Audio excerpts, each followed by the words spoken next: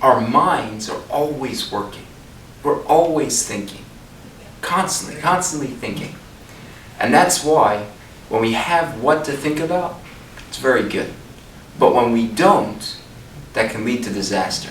It's almost like, the story they said, a guy walks out of his house to go to his neighbor to ask for a shovel. He takes a few steps, and he says, "My neighbor? He's not gonna lend me a shovel. Last time I asked him for the lawnmower, he didn't give it to me. He's not giving me a shovel." Takes a few more steps, and he's like, "Why wouldn't he lend me a shovel? What's wrong with the guy? A shovel? What's the big deal?" Every step he takes, he's like getting more worked up in his mind, more worked up. He finally walks over to the guy's door. He knocks on it. The guy opens it up, and he says, "What do you want?" He says, "I don't need you, and I don't need your shovel." And he goes back home.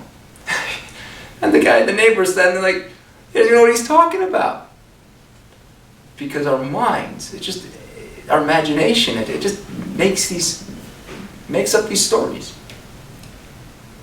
And that's why the great Hasidic master, Mendel of Kotsk, said, "I don't ask of my students to not sin. I ask that they be too busy to sin."